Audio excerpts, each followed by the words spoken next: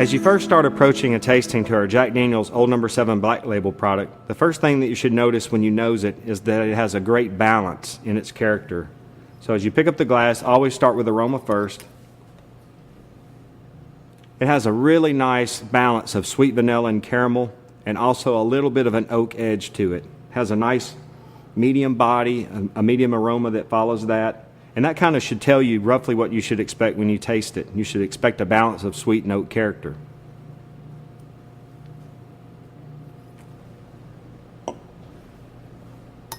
It has a wonderful balance right now. Even though I've got a little bit of a tingle of sweet on the tip of my tongue, and I can feel a little bit of the kick of oak in the back of my throat, what I'm really noticing is that the flavor seems like it's concentrating itself right at mid-palate, which is showing you that it's not sweet and it's not oaky, but it's going to be a balance of those two. And that's exactly where the sour zone is on the tongue. So anything that you do to add a tart or sour center into Old No. 7 is going to make a great cocktail. So whether that's a Lynchburg lemonade or a whiskey sour, just recognize that there's a lot of things that you can do with Old No. 7 whiskey that is going to be a great call.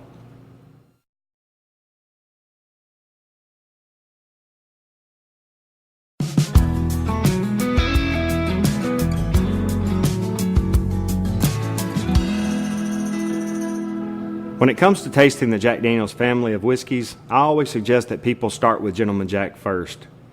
It being our only 2 times charcoal mellowed whiskey, it also comes off as being our sweetest, lightest, and least oaky whiskey, so it's an excellent place to start to kind of break the palate in for the rest. But with any tasting, I always say you should nose it first, so you need to check the aroma. To me, the nose is obviously sweet. It tends to be vanilla and caramelish in character. Nothing harsh about it. You can kind of tell that this is going to be a very palatable whiskey, a really nice one. Now, when it comes to tasting, I like to honor those zones on the tongue, making sure that I take in a thimbleful, allow it to rest on the tip of the tongue for a couple of seconds, move to mid-palate, and then swallow it, each zone of the tongue getting the opportunity to assess the whiskey. I tell people it's not what you taste, but where you taste it that often tells you the most about it.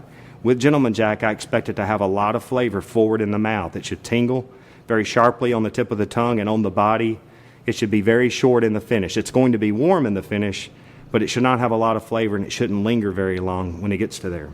So here we go.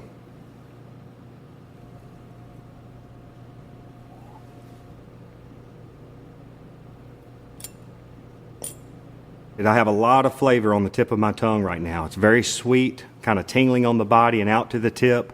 It's a little bit warm in the back of the throat, but there's not much flavor there. There's an absence of oak, and that's the power of the second pass of charcoal mellowing and what it can provide for Gentleman Jack. I think for anyone who is just new to whiskey drinking, somebody who's looking for something nice, something that's very easy to approach, that you can serve to a lot of different people and expect that they would all find it enjoyable and likable, Gentleman Jack is a really nice choice, but also, in some cases, maybe a safe choice to provide a very diverse group of drinkers.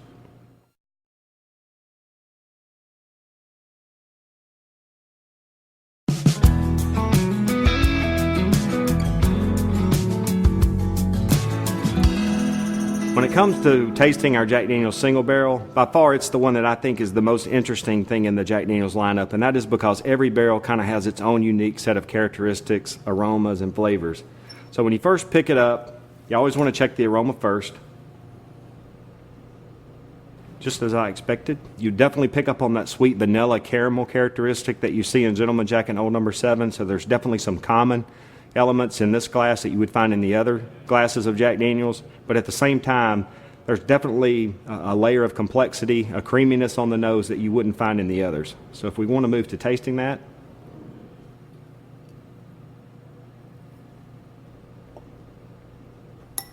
definitely the single barrel. It starts with that same sweet characteristics that you see in Old No. 7 and Gentleman Jack, that sweet vanilla and caramel on the tip of the tongue and into the body. But really at mid-palate and into the exit, it really begins to express itself. Our typical single barrel is always going to have an extra measure of oak. It makes it have a longer finish. It tends to linger around a little bit longer. The flavor tends to last. It has a very creamy mouthfeel that I think really kind of differentiates it from the other whiskeys that you find from us. But, you know, for somebody who's really looking for just one good quality glass of whiskey to end the day, somebody who really enjoys whiskey flavor, just simply going to put it on the rocks, drink it neat, or with a little bit of water. I really like single barrel as a choice for that type of drinker. I think it's never going to disappoint, even though every barrel is going to be different.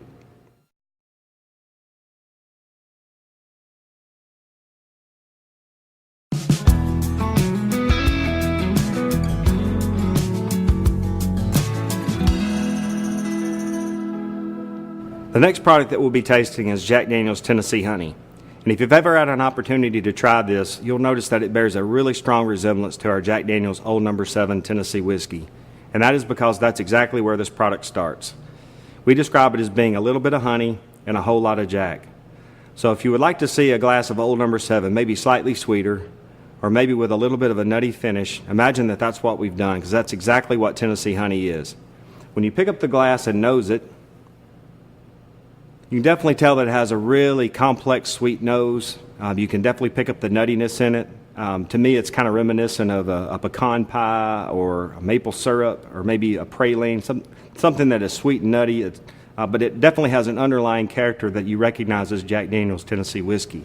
So when you taste it, you definitely notice that it has a lot of inherent Jack Daniel's character, just a little bit sweeter on the front and a little bit nutty on the finish. Definitely the nose tells you a lot about its flavor. It's rich and sweet up front, but without being syrupy, which is really a difficult balance to strike, but we feel like we've done a great job of that. And even though we've designed this product to be a chilled shot, we hope that however you choose to drink it, that you'll do so responsibly.